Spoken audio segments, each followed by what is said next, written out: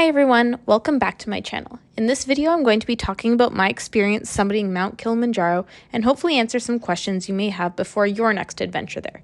So let's jump into it. I summited Kili with an American-based company called Kili.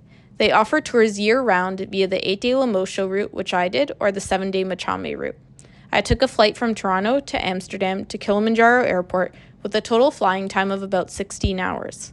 Kili picked us up at the airport and drove us to the hotel in the nearby town of Arusha, which they gave us a tour of before embarking on our trek.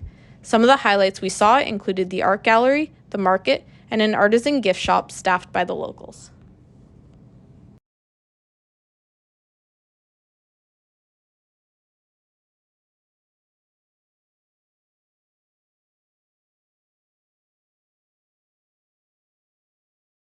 As I said, I did the 8-day Lemosho route starting from the Londerosi Gate on the west side of the mountain. This route offers the best opportunity to acclimatize because of its very gradual ascent. I completed this climb during the dry season, February, and the route was not heavily trafficked, though it does merge with the Machame route later on in the climb. Our experience with Kili was excellent. They provided hot meals throughout, ensured that our tents were set up before we arrived at each of the camps, provided private washrooms, and were very attentive to all members of our group. Day 1 through 5 consisted of approximately 10 kilometers of hiking per day. We crossed through the rainforest, moorland, and high-altitude deserts, with ample opportunities to see the wildlife in the area, the most notable being the colobus monkeys. The first night of the trek, we slept at 2,650 meters, ascending to 3,600 meters the second night at Shira 1 camp. This was where we got our first view of the summit and possibly our first experience with high-altitude symptoms. From Shira 1 camp, we hiked to Moira camp, which was surrounded by stunning volcanic rock. And from Moira camp, we took an acclimatization hike to 4,600 meters for lunch at Lava Tower before descending to 3,900 meters to sleep at Barranco camp.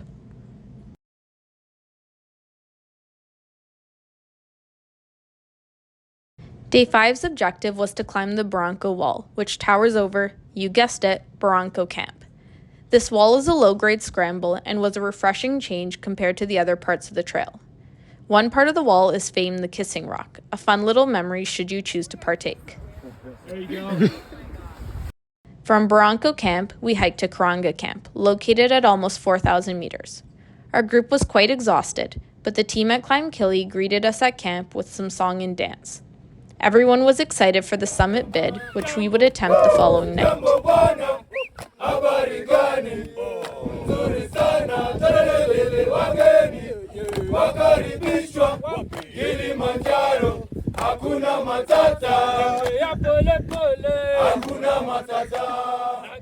Leaving Karanga Camp, we passed through Barafu Camp and continued to Kosovo Camp, where we had an early dinner and a short nap. At around midnight, we woke to some warm beverages and snacks, ready to start the final push to the summit.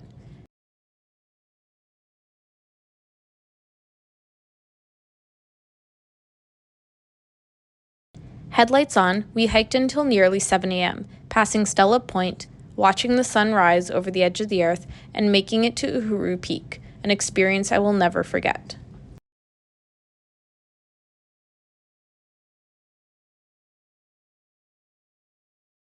That night at dinner, everyone was celebrating and dancing. Thank you to Kili, all the guides, and all the porters who made this dream a reality.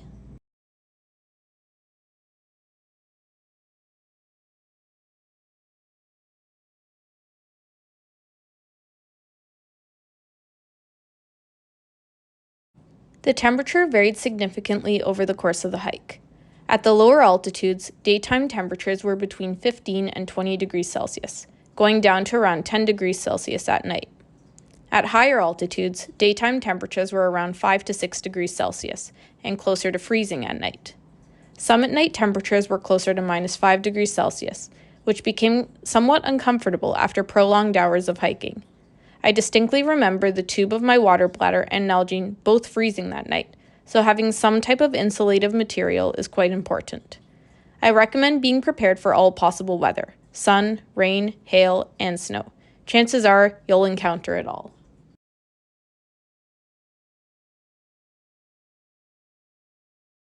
Due to the nature of the hike, I would probably recommend some type of training before embarking on your trek. Personally, I trained for the 2 months before my trip, working on endurance using the Stairmaster at a local gym.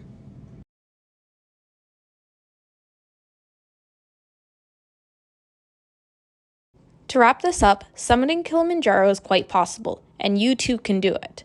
I hope this video was able to answer some of the questions you may have. Let me know in the comments below if there's anything else you would like to know, or if you've already done Kili, I would love to hear about your experience. As always, remember to like, share, and subscribe. Looking forward to seeing you in the next video.